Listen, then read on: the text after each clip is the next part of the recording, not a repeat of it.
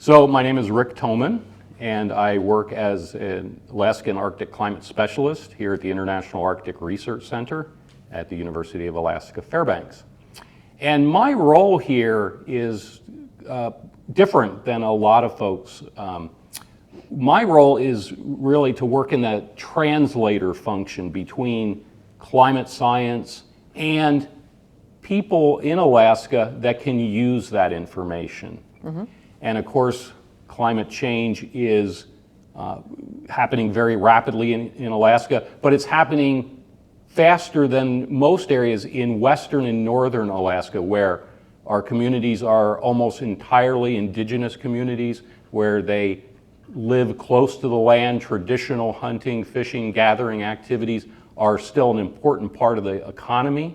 And so the people of Alaska that are most influenced by the changing environment, who potentially can make the most use of climate type information. My job is to take the state-of-the-art science and communicate the things that those people in those communities, those tribes have identified as important to them in ways that they can make use of it. One of the most important things in many communities, the single most important thing in the environment during the year is sea ice. Mm-hmm. When's the sea ice going to form? When's it going to become stable? When's it going to move out? And sea ice is not something that traditionally was available in climate forecasts. How sea ice is important for coastal communities in what a way? Because for some people living in another region, mm-hmm. it's not easy to understand. Right. So there's a whole group of marine mammals, bowhead whales, walrus, seals, that typically move along with the ice. They live right at the ocean ice interface, and as that ice moves south during the fall and early winter, those animals are moving with it, and that is, for many communities, a primary source of their food are those marine mammals. And if the ice is still far away, they're going to not be able to subsist and hunt those animals. In areas where ice forms and becomes stable, the ice then becomes an extension of the land, but you've got ocean down below. So, for instance, in the spring, fishing through, you drill a hole in the ice and you fish through that ice, very important activity. If you don't have that stable ice to work on, you can't do your spring fishing, or you do it much less efficiently. So sea ice is critically important for people. It's critically important for the environment. The northern Bering Sea, extremely productive area of the world's ocean, and it's because of that presence of sea ice, where you get algae growing on the bottom of that sea ice that's in the Bering Sea is almost always less than 2 meters thick. So there's plenty of sunlight there, and then as that ice melts, as it moves along, that algae is falling off and it's producing this incredibly rich ecosystem. Without that ice, it's an entirely different ecosystem. And so very important, not just for people, but for nature as well. So what is happening to the Arctic? So the Arctic is warming much faster than lower and middle latitudes, depending on your definition of Arctic, 2, 3, maybe even 4 times as fast. And this is being driven in very large part by the changes in the frozen part of our environment. So sea ice, but also snow cover. And it's not just that, oh, there's less sea ice in the summer. You always hear about the September lowest sea ice. But one of the most important factors in the changing Arctic is the changes in the seasonality, the timing of events. So it's not like it doesn't snow in the Arctic in the winter. It still does, of course, and it's going to for a long time. But when you have shorter snow cover seasons, that means, for instance, in the spring, the snow melts earlier, the land starts to dry out earlier, and so just that alone increases the risk of significant wildfires. And particularly in the subarctic, in the boreal forest, you have an environment that for thousands of years is evolved to take advantage of wildfire, and you've got a lot of fuel right in the ground from all that not decayed organic matter because of the cold climate. And so unlike, say, at lower latitudes where stuff that's burning in wildfires is above ground, here you've got stuff above ground and in the ground as well. And the changing seasonality of snowmelt, of temperatures, of precipitation, all play a role far beyond just, oh, it's 3 degrees warmer than it used to be. That's the least of the issue. Wildfires are changing too at the moment. So why and how they are changing at the moment? So yes, wildfires are a natural part of the boreal system, and they have been. We have black spruce trees, for instance, that can take advantage of fire to reproduce. They don't need fire, but they can use it. But it's important to understand that all wildfire is not created equal. What we're seeing now, one, there's more wildfire. We have wildfire in places outside of the boreal forest, like in tundra environments, where it used to be extremely rare. And the fires that we're getting are not, in general, the same as fires that were occurring, say, 100 years ago. They're burning hotter. They're burning deeper into that organic layer in the ground.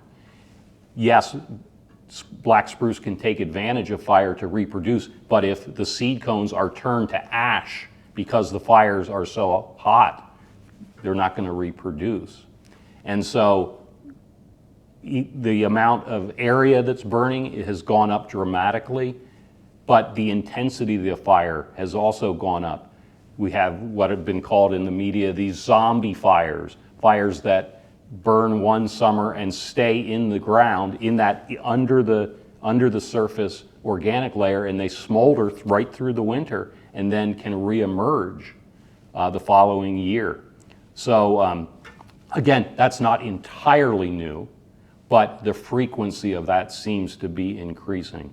So it's both a qualitative change and a quantitative change. More acreage, more fires, but how we talk about the fires and the impacts of those fires are increasing more than just because the area is increasing. They're hotter, they're producing much more smoke, much more combustion, and so the impacts aren't just where it's burning, not just where the flames are, but you burn, like we had in Alaska this year, 1.25 million hectares burned. That is a lot of plant material turned into smoke and affecting, of course, people and environments very far. Particularly in the north here, we see that you can have this very unhealthy air very far from where the fires are burning. We had an amazing incident this summer where fires burning in southwest Alaska, because of the weather pattern at the time, smoke from this very intense fires were transported 600 kilometers to the northwest to Nome, Alaska, where the air quality from smoke from these fires hundreds of kilometers away was so bad you couldn't see across the street. Wow. The air quality was so bad it went off the top of what the commercially available air quality meters could register from fires hundreds of kilometers away. What role communication play in this? So communication is really important to make people understand what is happening. So in general, I at this point don't try to convince people. I think there's enough evidence that if there's no new fact that's going to change people's mind. If for questions like that are actually sincere, which occasionally you get them, I would simply say that, of course, changes have occurred, but they have occurred over much longer time periods than we're seeing now. So, for instance, the northern Bering Sea ecosystem that we have now has been effectively stable for the last 8,000 or 10,000 years, and now we're changing it very dramatically in the course of a couple of decades.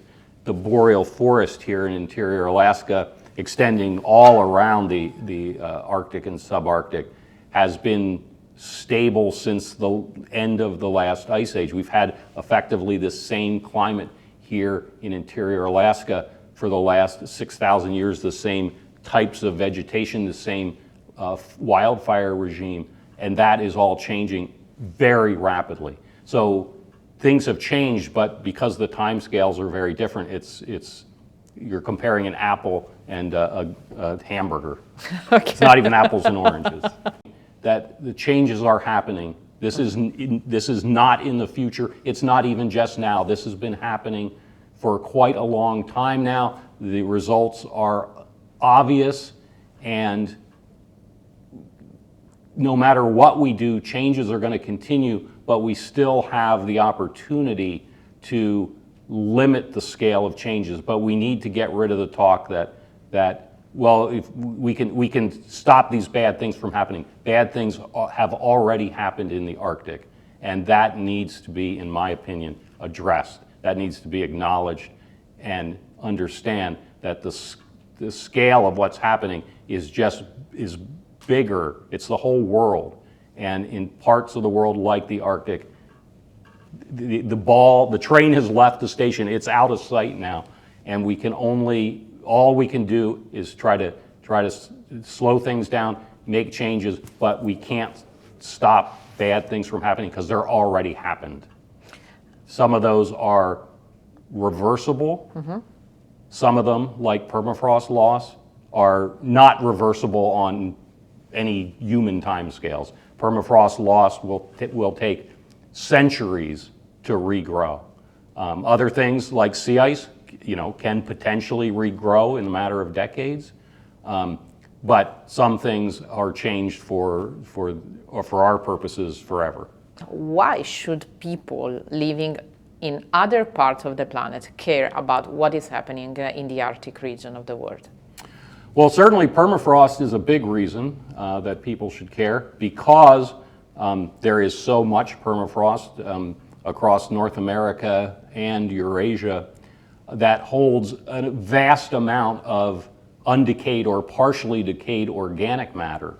As that thaws, of course, the microbes that break down plant matter go to work as it warms, and they're doing what they do, which is basically one of the things they do is emit greenhouse gases like carbon dioxide, like methane. And so just the warming of the permafrost for people living all around the world, just that change, bringing more land above freezing, and so thawing that ground and starting the decomposition process accelerates the increase in greenhouse gases, which then, of course, affect everyone. There's also the issue, it's an area of open research, but how does the changing Arctic, the warming Arctic, affect weather patterns across the middle latitudes of the northern hemisphere? It's pretty clear there's some influence. Open research is exactly how much, but it's clear that the climate system, the Earth system, the weather systems will be different in a much warmer, much less ice-dominated Arctic than what we have had for the last 10,000 years. So, are you optimistic? Could you be optimistic? So I'm optimistic that people we can make changes. We know, for instance, with ozone and the Montreal Protocol in 1987, that international agreements can work. They can have a measurable effect. And so with appropriate international cooperation, we can start to bend the curve on greenhouse gases. But having said that, changes have already occurred, and there's already enough heat in the system that places that are very sensitive to these changes, like the Arctic, are already changed and are going to change more. We're not at a new normal. The system will continue to change no matter what people do, and I think we have to acknowledge that yes, we can affect the future, but the past has already brought changes, the very recent past. And some people might see some of them for the good, but many of them are detrimental to human systems, to natural systems, and for many of those, there's no going back in any timescales we care about. So I'm optimistic that we can make a difference, but it won't be if we just do A, B, and C, we can go back to the way it was. We can't ever do that. A lot has been lost, but a lot still can be preserved if we have the international will to do so. Do you think individual effort play an important role in mitigate climate change? I think individual actions can make a difference because it shows, in part, by me doing something, it empowers you to do something. Mm-hmm. Oh, my neighbor is doing it. My friend is doing it. And we are a social species. And so I think individual actions can make a difference. And then there's the whole moral side of just doing what's right because it's the right thing to do. Maybe that's not so much in vogue anymore these days, but for me at least, that's still an important motivator, just doing the right thing because it's the right thing to do. I know, I totally get you. It's the same motivation I have actually at the moment. So, okay, we have finished, and thank you. It's been a great pleasure and a very pleasant and fruitful conversation for me.